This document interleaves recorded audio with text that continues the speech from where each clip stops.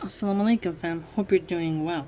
I want to share some bullet points with you of some wonderful things I've learned in this fantastic book by one of my favorite scholars, Dr. Salih Fawzan. He was on the very good Supreme Council of Scholars. This is his Aqida Tawhid, and you can see him on Scholarly Subtitles channel.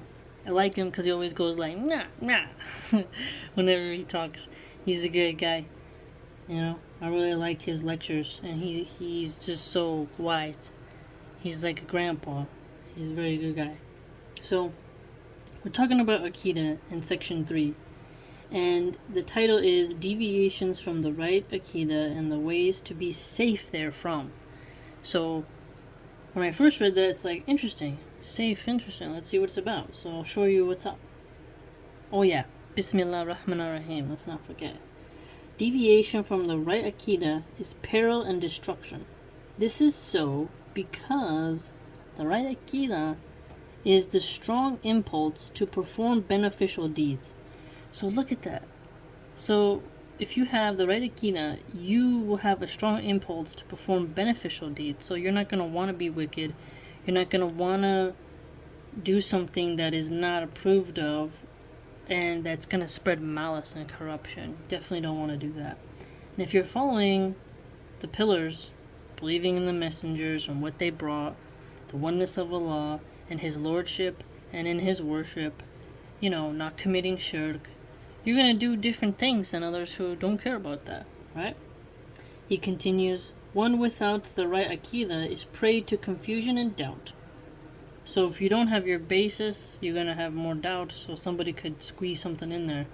But once you know it and you hold on to it, you're more able to hear other things and adapt and to be less bendable to certain delusions, I'd argue, which could accumulate upon him, and he becomes veiled from correctly perceiving the path to a successful life. So he mentioned that earlier, the incorrect Aqida will restrict your life, whereas the correct one actually removes veils and blockages and keeps you on the straight path, which makes your life successful, which will help you earn paradise. So he reiterates the point here for us. This makes life constrained, and he attempts to exit this constraint by ending his life, even though ending your life as the reality with several people who are devoid of guidance of the right Aqida and communities which are not governed by the right Aqida. So he mentions mental health here, that if you don't have yourself grounded in the correct Aqida, the confusion and doubt will lead you to doubting this reality and doubting your purpose. Now, your purpose is tied to the Aqida. So what are the purposes that, we're here, from what I understand, is to spread Tawhid, the oneness of Allah, pure Islamic monotheism, to enjoin what is good, forbid what is bad. What is bad? Well, invalid Tawhid and shirk and things like that. Those are bad things, as he's mentioned earlier, with how you notice how much Tawhid is implied within the verses themselves and yet still explicit. We should not have any doubts concerning what the messengers came with. And so, man, it was just very beneficial. So here's a cool Quran verse for us. O you messenger, eat of the tayyibat, all kinds of halal legal foods which Allah has made legal, meat of slaughtered eatable animals, milk products, fats, vegetables, fruits, etc., and do righteous deeds. So the righteous deeds point is mentioned. And so he also notes up here, though, is that guidance of the right Aqida and communities which are not governed by the right Aqida, these communities are animalistic havens that have lost all factors. So notice how he really mentions the animalistic part. And then he mentions how that will lead to an unsuccessful life. The animalistic havens leading to an unsuccessful life. How so, would you argue? Well, you're relying on base passions, quick-witted impulses that are not as restrained. They have no really... They're almost knee-jerk. you know? Like a dog who's always with its nose to the floor kind of can get really distracted if it's just not well trained. And if a dog can get lost, imagine a human who has no guidance and it's just really everywhere. So a good society will not be an animalistic haven, and it'll help people have the right Aqida, which will then improve their mental health and society overall. And then it goes further. Although they may possess factors of materialistic life, these frequently led them to the destruction as well observed in disbelieving communities. So we learn about Ad and Thamud, right? How they had lofty things and they're gone, right? So just because you have materialism doesn't mean that you cannot be led to destruction. You're not safe because of your architecture, right? This is because these material factors require proper channeling and direction in order to profit from their characteristics and benefits. And there can be no proper means of channeling them except with the right Aqida. So the way in which you channel and benefit and get the good characteristics from such material factors is with the right Aqida.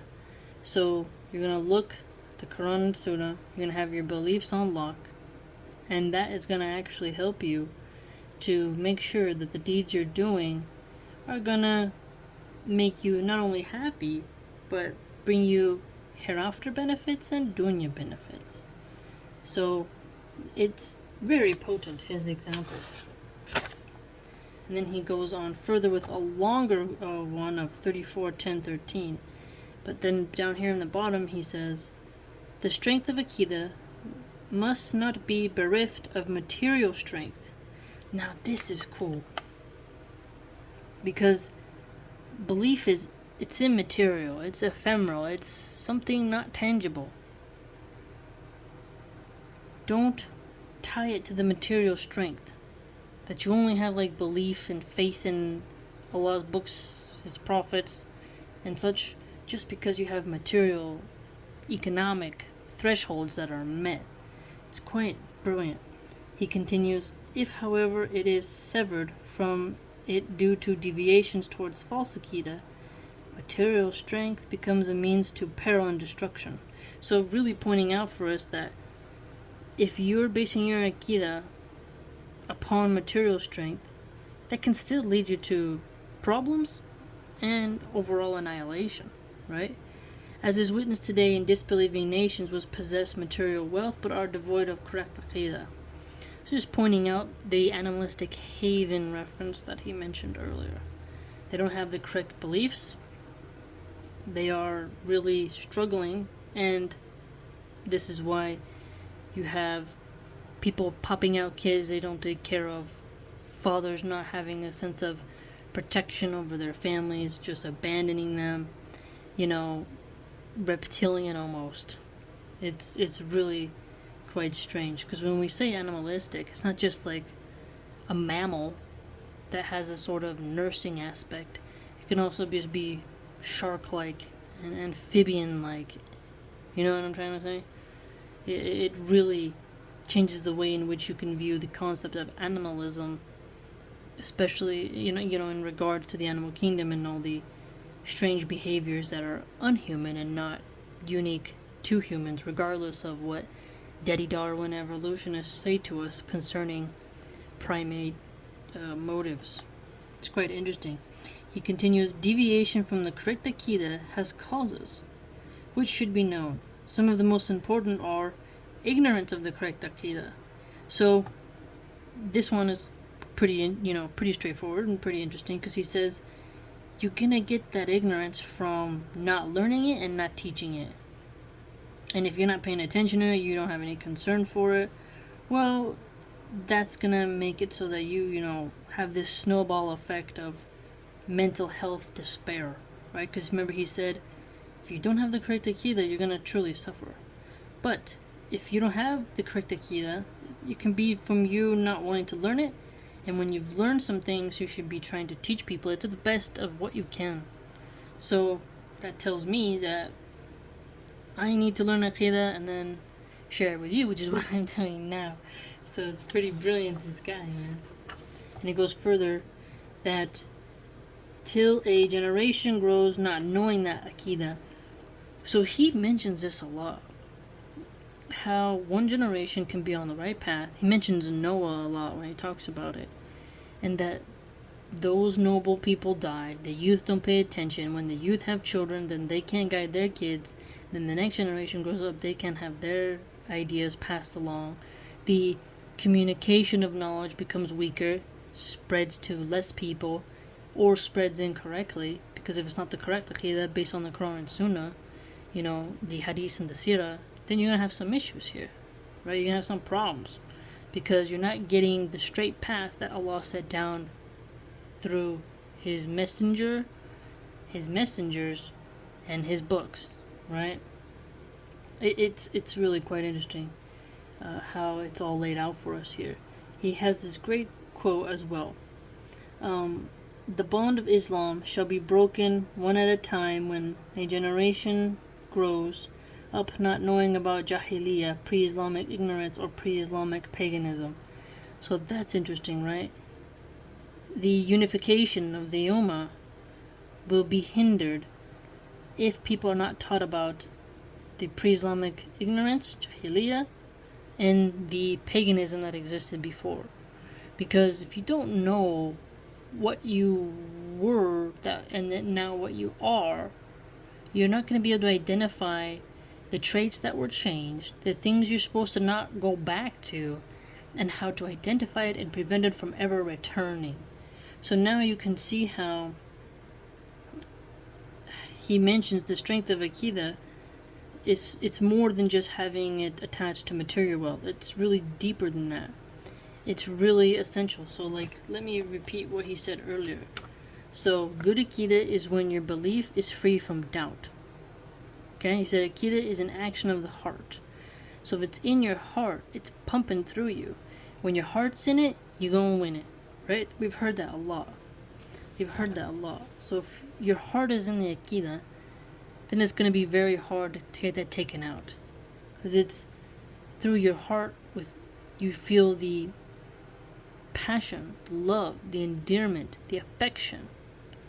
It's very, very brilliant the way in which he mentions it. Then he has another point, is that you're supposed to cling to it.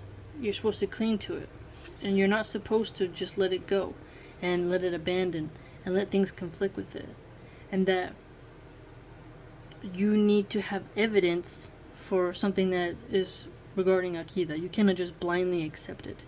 You need to know its authenticity, he notes, and that you need to be wary of people who don't reference that, and that you should make sure that you haven't deviated from the correct Aqida, which is traced back to the Quran and Sunnah. And again, it was very helpful the way in which he mentioned it for me, and I hope you benefited from it as well. And he doesn't want us to be heedless. He wants us to see Allah and to really feel the sincerity within us. Again, very, very good person, mashallah. I'm very it's just I'm very benefiting from it, essentially, is my point. So I hope you learned something, and yeah,